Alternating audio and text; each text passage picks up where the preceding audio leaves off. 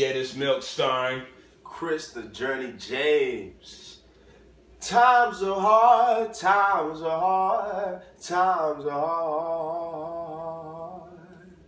The rent's due, and we ain't got a clue about what we gon' do. Brenda's got a baby, and she's still a baby. Tyrone dropped out, and now he's pulling capers. Gun in his hand, screaming, fuck you, pay me. Police kill black boys and go back to work. Black kids feeling like they life ain't worth. Jim Crow's alive, and that's for sure. Times are hard. Times are hard, times are hard.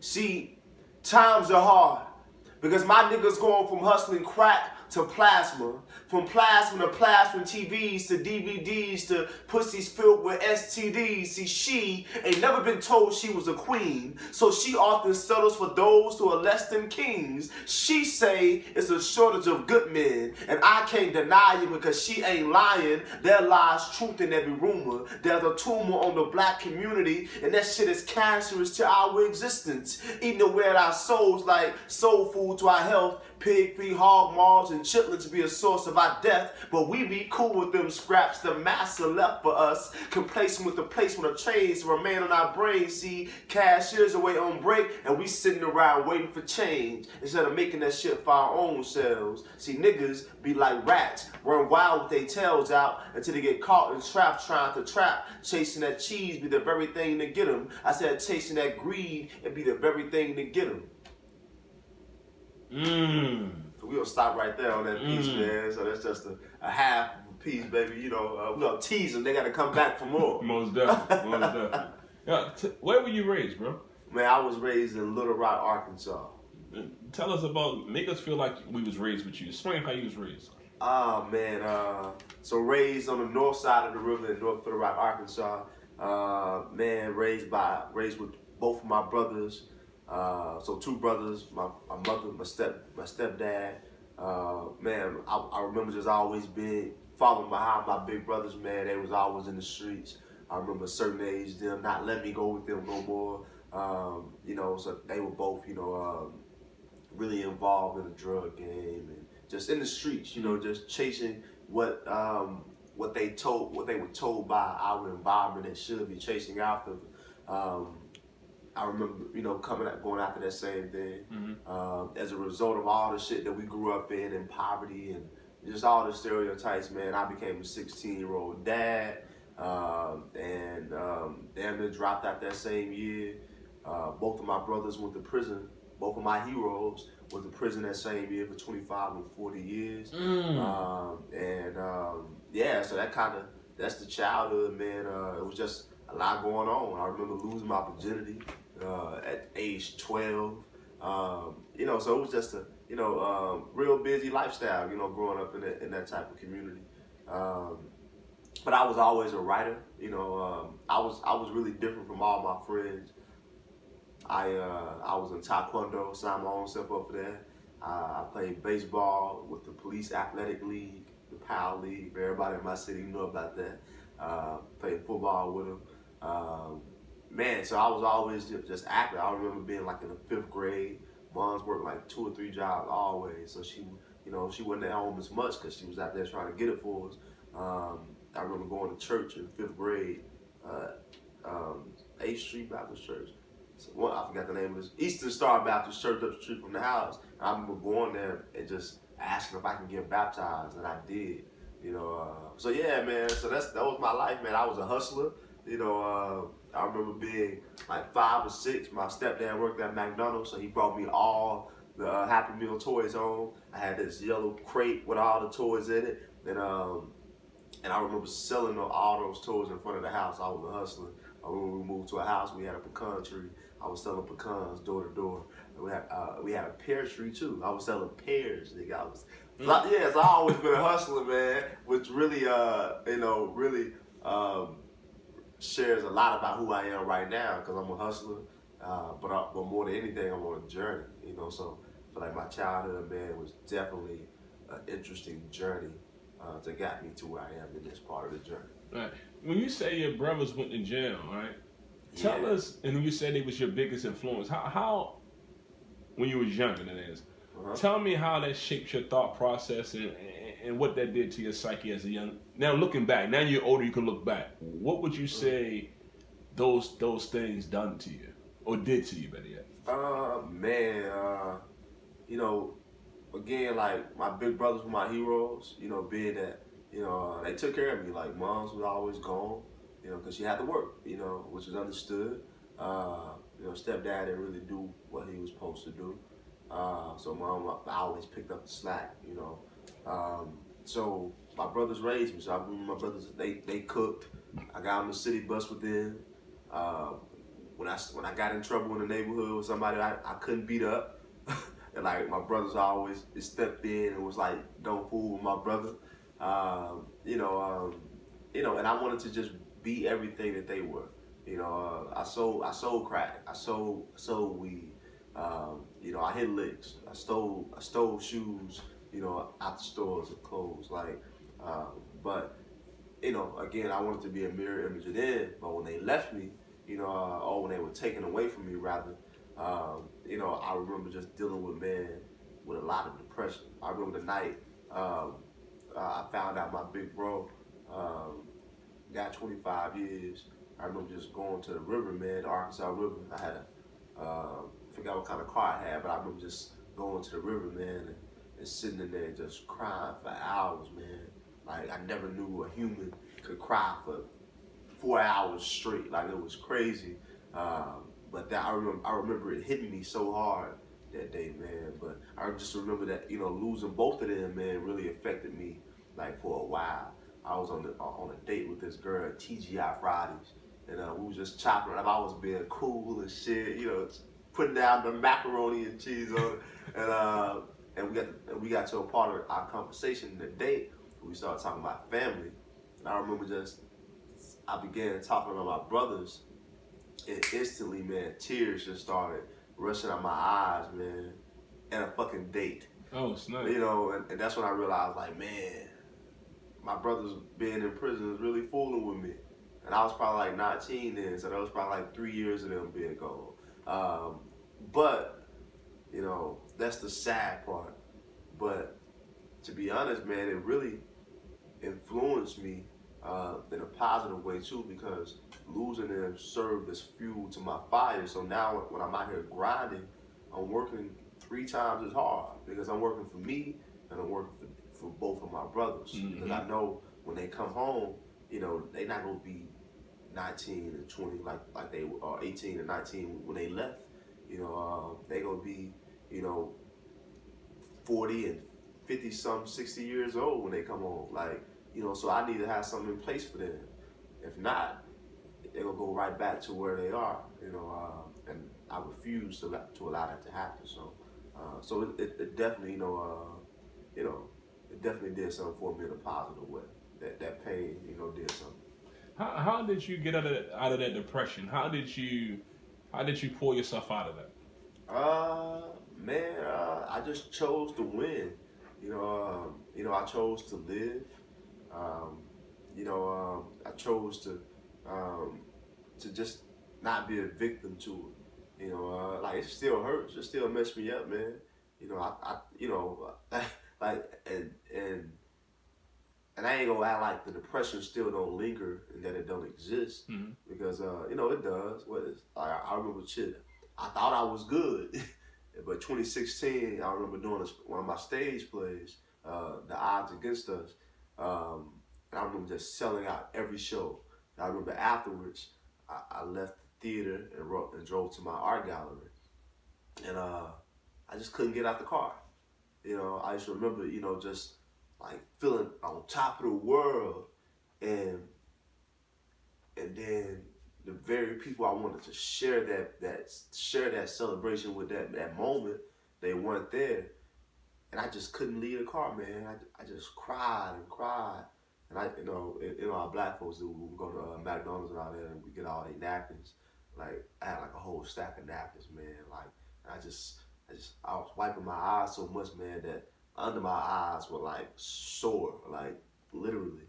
I just cried, man. So So I act like, so it's a lot of folks think just because you think about, that shit that you've gone through less, that you have rid the pain, that the depression don't exist no more.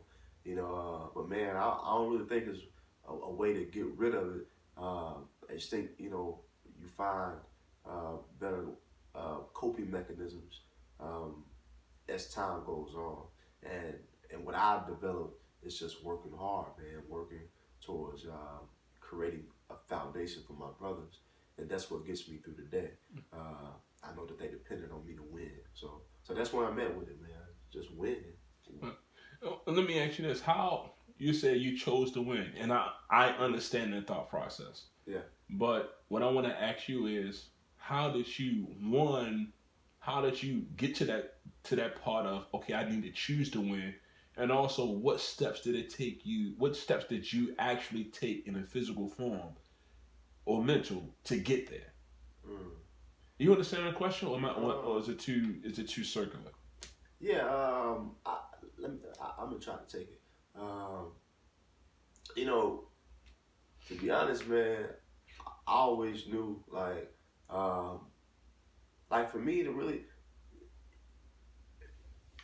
when I chose to really start going after this win and this victory in life, it was like the way I looked at it was, shit, I ain't got a choice. Like, it's on me now. Like, somebody got to do something for mama. Somebody got to make moms proud. And but what really turned it around for me, again, both of my brothers went to prison when I was 16, for 25 and 40 years. But also a few months later, I had my son, Carion James. And that was really the major shift for me to choose to win. Because, as far as mentally and maturity and that mentality and all that, like, having a son really forced me to grow up, like, a little bit more than some of my friends. Like, it forced me to grow up. It forced me to remove some of my friends out of my life. It forced me to just start moving different and to start thinking different. So when I turned 17, I remember, like, the military came to the school, the recruiters, and they was like, sign up. And I was like, well, I'm only 17. And they was like, well, your mother can sign for you. You can be a split out. So I signed up for the Army, man, and went to basic training that summer. Came back and finished my senior year. And then right after senior year, I went to finish the rest of my training. So that right there really, it got me out of my hood. It got me out of my neighborhood. But also it even challenged me to go to college and to get that paid for. Because keep in mind, as I said earlier, at 16, I was about to drop out. But I had a counselor, man, Miss Davis, who kept me in. She was like, do it. Why you gonna come this far and then not finish? And, like, why drop out 11th grade, So yeah, man, so that's what really shifted it for me. My son, yeah, so that was definitely it. Did you fully know the responsibility you had on your shoulders at 16 when you had your son? Nah, I definitely didn't know the looking back, of course. Yeah, I definitely didn't. Looking back, I definitely didn't, man. But I do remember, providing, man. And I remember just turning my hustle up. Again, I was working at KFC Taco Bell when we first had my son. But I remember our first conversation when she told me she was pregnant. I said this in a poem. She asked me what we was gonna do, like, in tears.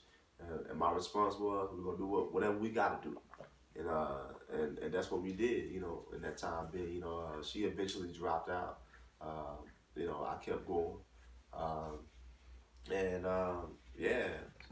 That's kind of what happened, man. Like, I remember selling buckets of chicken out the back door at KFC, but I remember being proud, of going to buy those Pampers.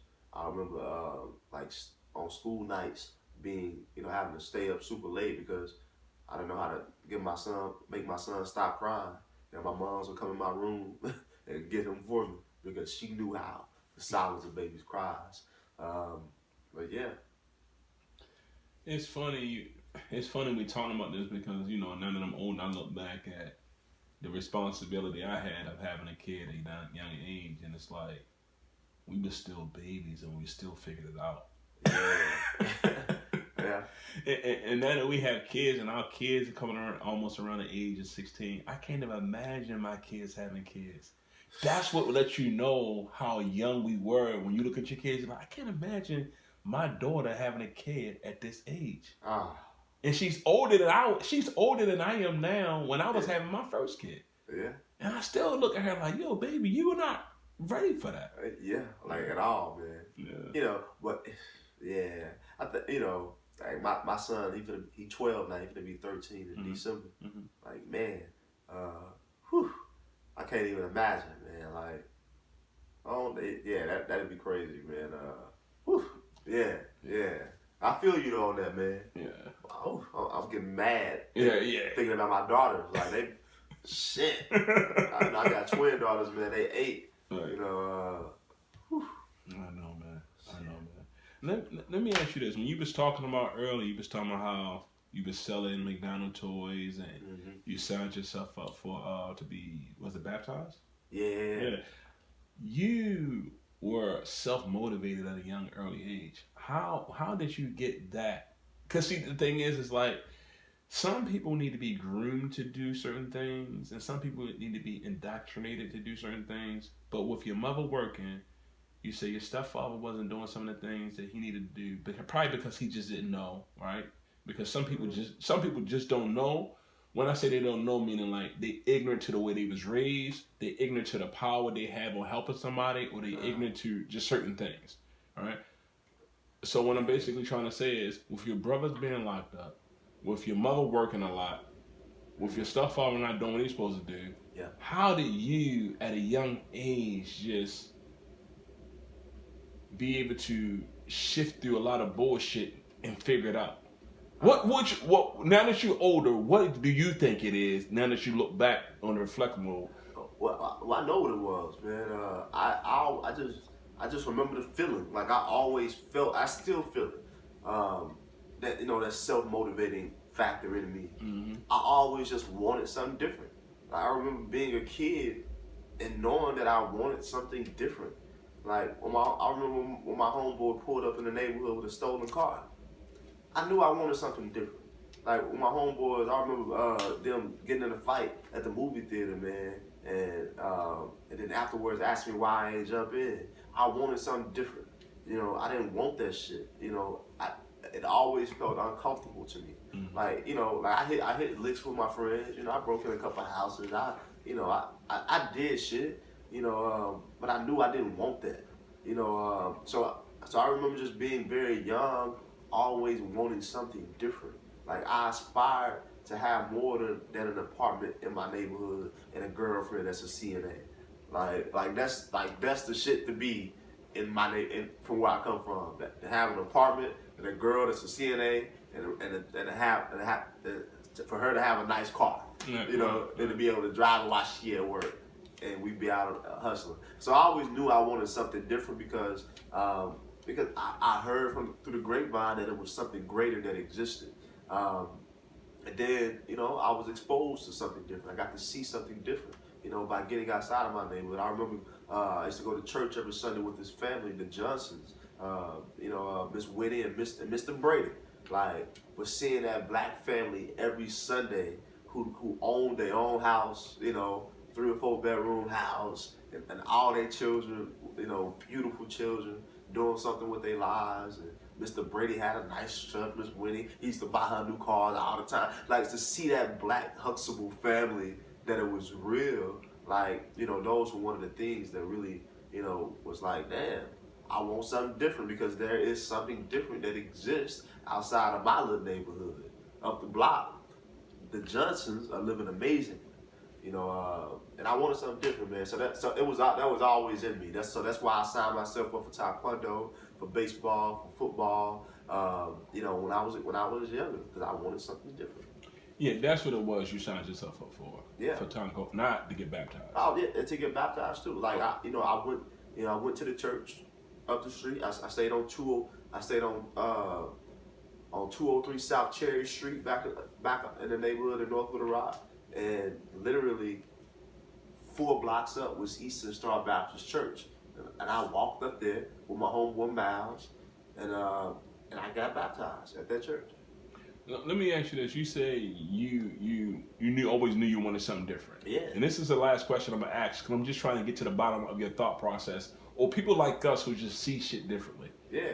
How did you become brave enough to want something different, or to choose something different amongst everybody that just want the same? Because that is a hard thing to do if you're not strong mentally, to say, I know y'all doing that, but I'm going to go over here and do this by myself. Reality is, man, everybody ain't got it. Mm-hmm. You know, reality is everybody ain't brave enough to not be a punk, right? It takes bravery and courageousness to not be a punk. You know, to be uncomfortable. You know, to get out of your safety net of a world. You know, so everybody ain't got it, man. Everybody isn't a visionary. Everybody can't see. Everybody can't see beyond that right now. Like I posted on Facebook earlier. Don't make forever decisions based off your right now emotions and reasoning. Right, and so yeah, like, you know, so when I bought my first house, raggedy as shit, right?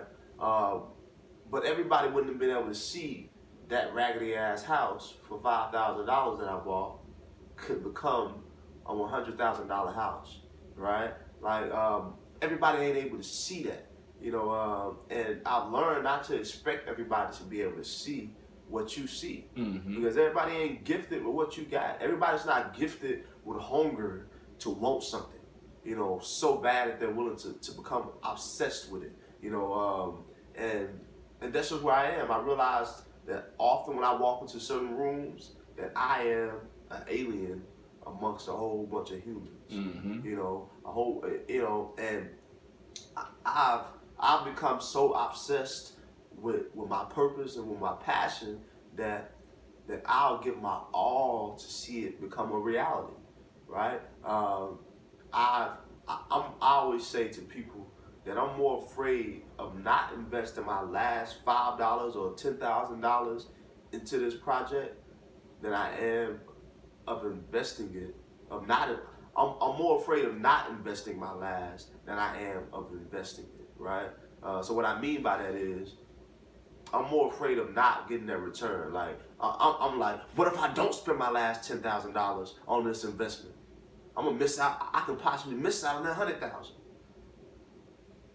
I'm not afraid of investing my $10,000 and losing it. If I lose it, I lose it. I'll get it back because I got it the first time, right? So I'm afraid of missing out on that return on an investment, right? So that's what I'm afraid of. I'm afraid of not getting the victory that's supposed to be mine, right? Because I was scared, because I was a punk, because I was overanalyzing shit, you know. And that's where I am in life, man. Like I don't overanalyze things, man. Like when I see an opportunity that I want, that I desire, that I think aligns with what I got going and what I want out of life, like, I ain't sitting right here thinking about it. Give me 3 months to think about it. Like, nah, like I'm jumping on it immediately because I know where I am in life. And I know that I got in me what it takes to win, to overcome, and you know, and to come out on top. So yeah, so just to reiterate, everybody ain't got it, bro. And I know I got it, and I'm blessed with it. And we talked about that earlier. Most definitely. You know, like we got a gift. Most definitely. And you know, and I'm grateful to be able to recognize that I have a gift. And speaking of that gift, it's a gift to be able to, you know, your brother, to basically carry your brother's names and hold down things for them on the physical aspect of being out here and holding it down. Yeah. How do they feel about the moves you make? And do they know, like, oh shit, he's really doing it out here? How do they feel about that? Oh man, my brothers, you know, like they were my heroes, you know, back then. I would like to say I'm theirs now. Mm-hmm. Like, my brothers, you know, they brag about me, you know, behind those walls to all their friends, man. You know, they see what I'm doing, you know, because, you know, there are phones in there, right? You know, so they see all the Facebook, they see the Instagram, they read they see the TV interviews, they see the newspaper articles, like you know, they get to see it all, you know, just as frequently and actively as people on the outside are seeing what I'm doing.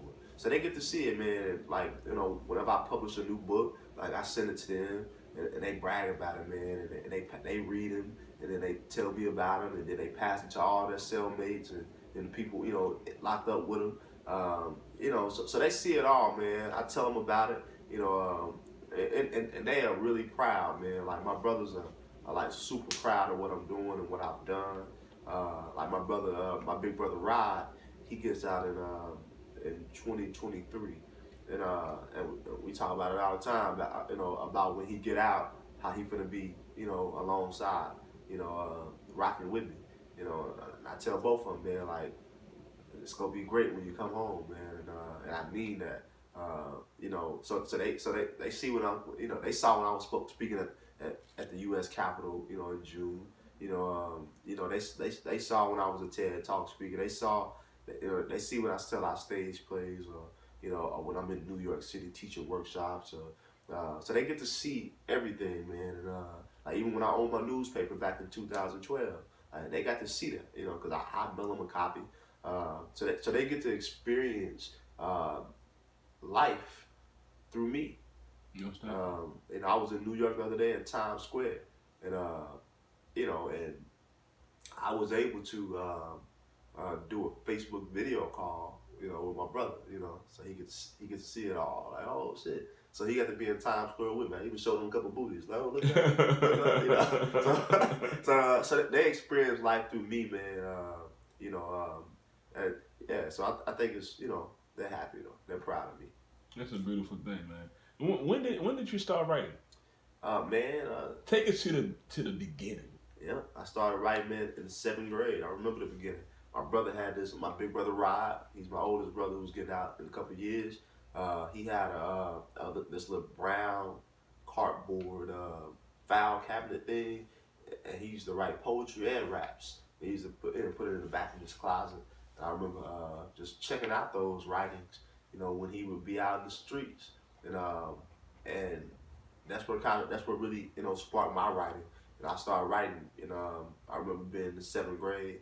Our teacher, Pilar Murphy, my science teacher, she's a pharmacist now, making that big money. Shout out to Miss Murphy. I remember her like catching me writing, you know, and while in class, and she would encourage me to keep doing it. Like so much that she took me to church with her. Like she would take me to the other teachers' classrooms, to Miss Woods and Miss Hadley and Miss Gordon and all them, and she'd be like, listen to Chris' poem, y'all. And she would just really encourage me. And she was like, yeah, you can be an oratory speaker. You know, you get old. I was like, oh man, you know. So 7th grade is when it really popped off for me, man. And I remember being in the 7th grade and wanting to be a writer.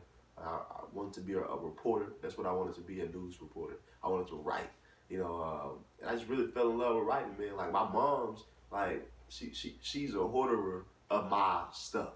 Like she got one of the first shirts that I designed. I didn't design this, by the way, but she got one of the first shirts I ever designed, like in this bucket in her closet at home. And about a year ago, she showed me my very first poetry notebook, and it's crazy. Yeah, like she kept that stuff, man. And but yeah, that's where the writing started for me. And yeah. You said your brother, he wrote poetry, he wrote raps, yeah. Right? Do you know if he still write? Hell yeah, my brother's a beast. He a monster. He a monster with poetry, man. Like he got a, yeah. So he sent my mom's a video of him of him spitting the poem. I tell you, it's so fire. Like I would show y'all on my phone, but you know, it can't really be seen. Right. It's technically, you know. Most definitely. Yeah, but yeah, he fire. Is that the one that's coming home in 2023? Yeah. You know what you should do? Be dope if you did like the you know, like maybe a come home party at your gallery and do like an open mic, let him be the feature. That'd be dope. It would be. That'd be dope. Oh man, yeah. Trust me, that'd be dope. We got some big shit popping. That'd be dope. Like, he about to see the world when he come home, man. Most definitely. Yeah.